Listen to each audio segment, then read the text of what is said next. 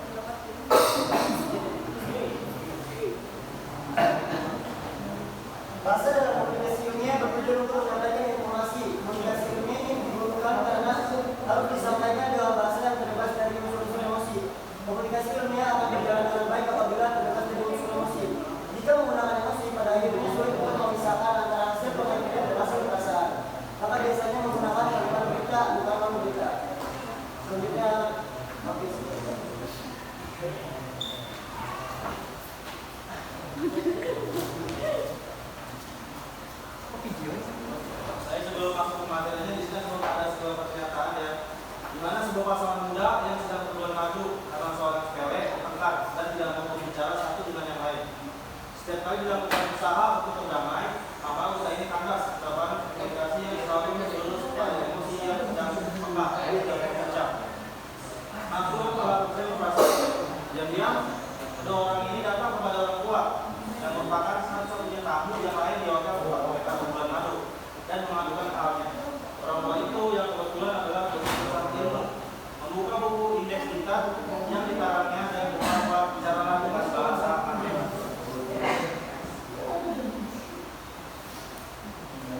Ya, di sini ada matematika sebagai bahasa.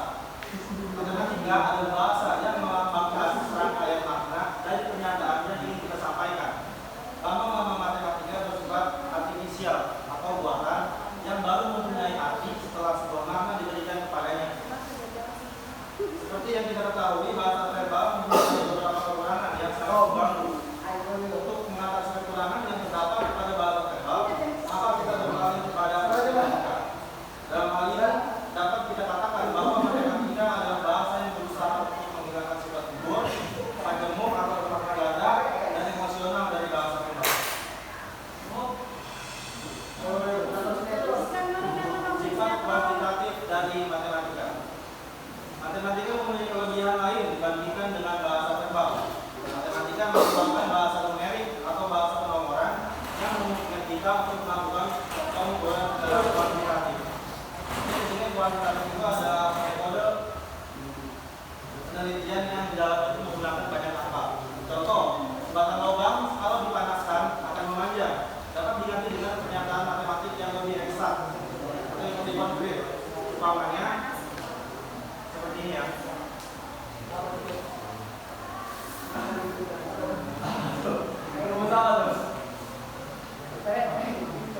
Matematika, sarana berpikir deduktif. Di sini ada yang tahu nggak berpikir deduktif itu apa? Enggak.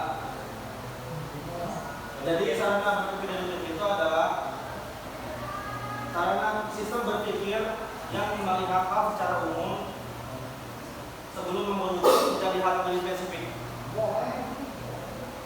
Kita semua kiranya telah mengenal bahwa jumlah sudut dalam sebuah segitiga adalah 180 derajat betul.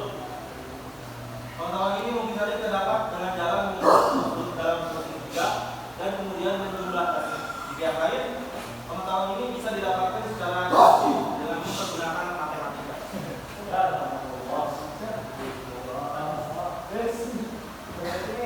Perkembangan matematika di sini ada tiga, yaitu sistematika, komparatif, dan kuantitatif. Pada tahap sistematika, maka ilmu mulai menggolongkan objek empiris ke dalam kategori-kategori tertentu. Penggolongan ini memungkinkan kita untuk mengetahui ciri-ciri yang bersifat umum dari anggota-anggota yang menjadi kelompok tertentu. Kedua, ada komparatif. Pada tahap ini, kita mulai melakukan perbandingan antara objek yang satu dengan yang lain. Kategori yang satu dengan kategori yang lain dan seterusnya. Kita mulai mencari hubungan yang didasarkan pada perbandingan antara berbagai objek yang kita kaji. Tiga, ada kuantitatif. Pada tahap kuantitatif, di mana kita mencari hubungan sebab akibat, tidak lagi berdasarkan perbandingan, melainkan berdasarkan pengukuran yang eksak dari objek yang sedang kita selidiki.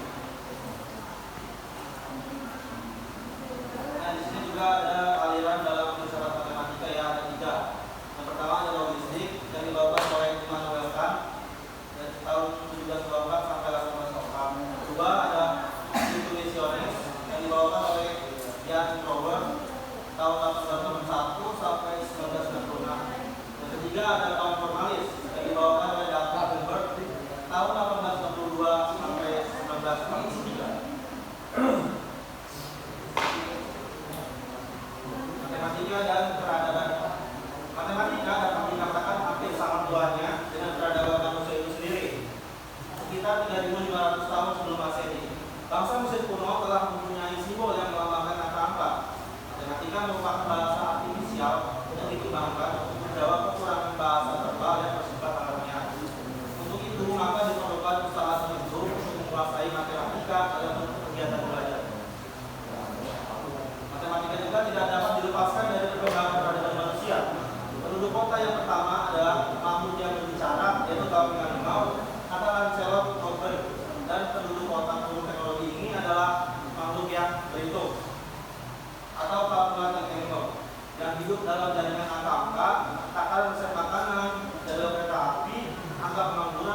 sudah pajak, rampasan perang, uang lembur, taruhan, dan lain sebagainya. Saya mungkin cukup sekian dari saya, sudah akan dilanjut oleh biasa.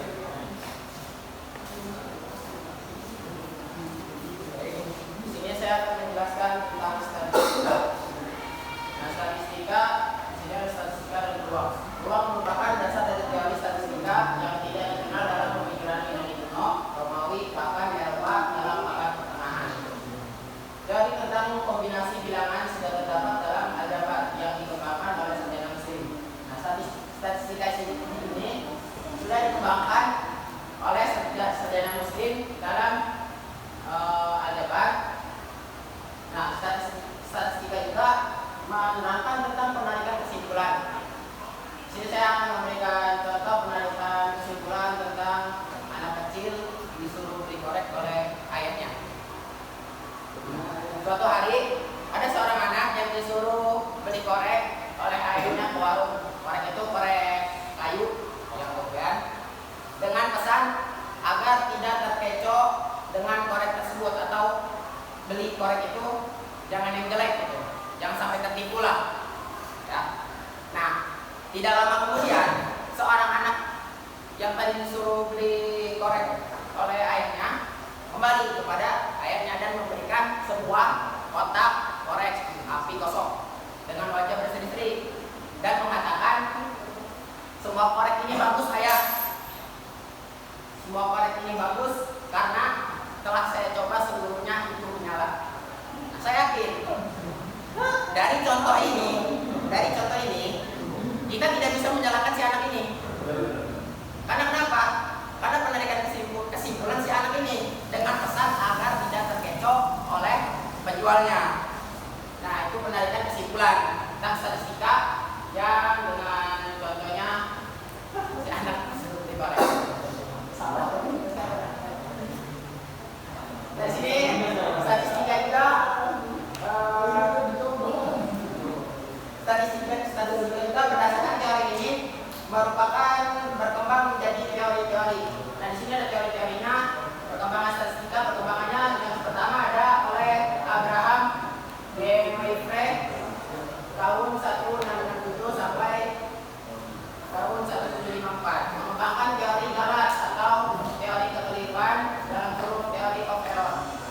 Yang kedua dari Thomas Simpson tahun 1727 menyimpulkan bahwa terdapat suatu distribusi yang berlanjut, nah, atau continuous distribution dari suatu variabel dalam satu frekuensi yang cukup banyak.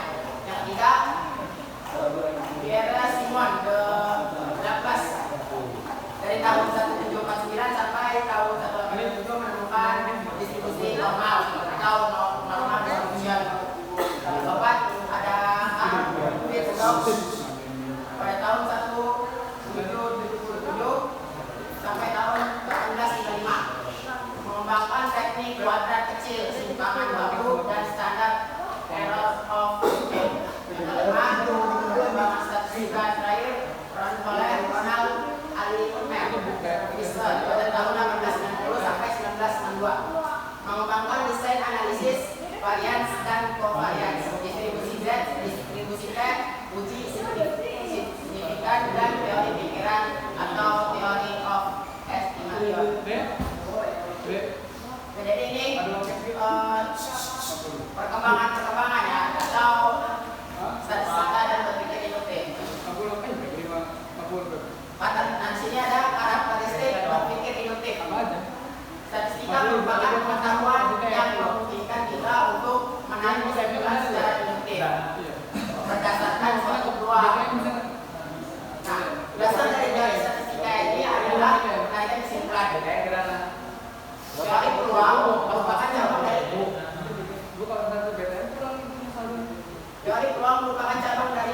matematika dan statistika. Nah, teori peluang merupakan cabang dari matematika. Teori peluang tersebut ini berdasarkan atau merupakan cabang dari teori matematika tadi atau cara berpikir deduktif. Nah,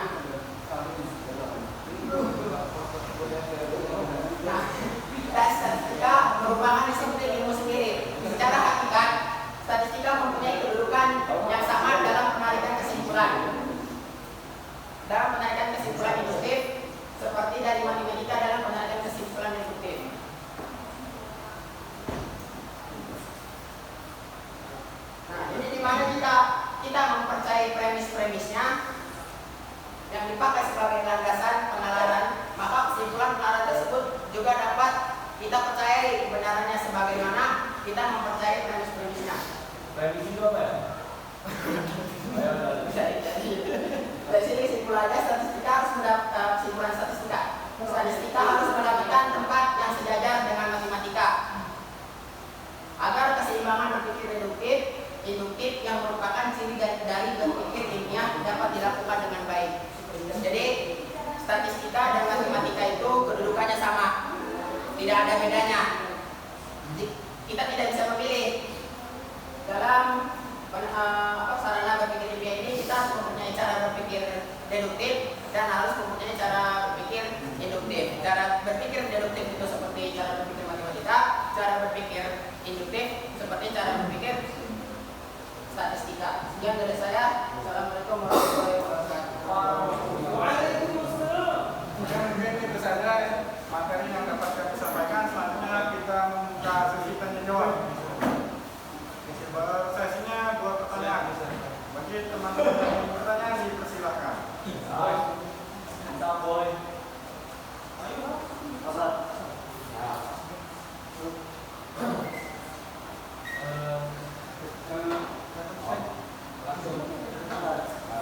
Ayo apa?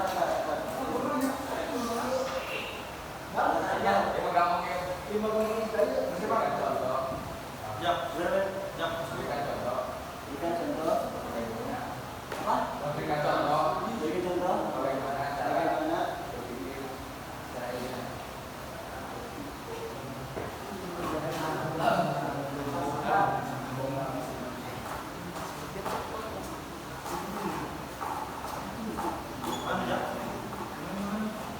Berikan contoh.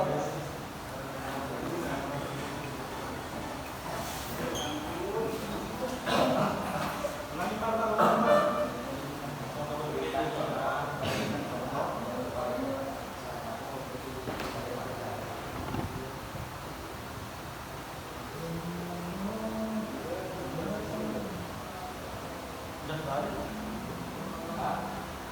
Lagi Kak.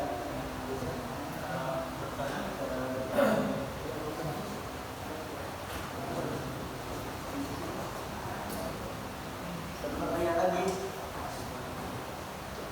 Ya, Bang.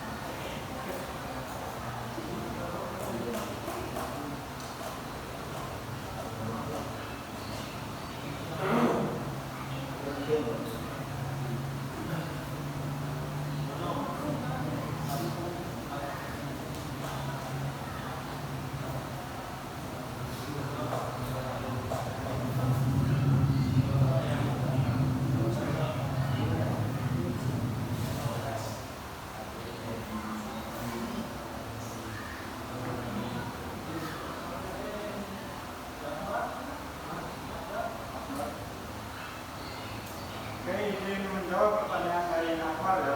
Berikan contoh bagaimana cara berpikir ilmiah.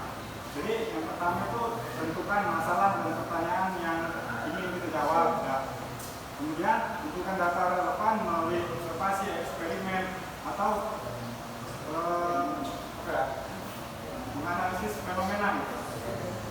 Selanjutnya analisis data tersebut untuk mencari pola atau hubungan. Terakhir, buatlah kesimpulan berdasarkan bukti yang kita tentukan dan uji kembali dengan mengulangi proses jika diperlukan. Itu saja. Contohnya apa? Ya tentunya kayak melakukan observasi. Ya apa aja. Observasi.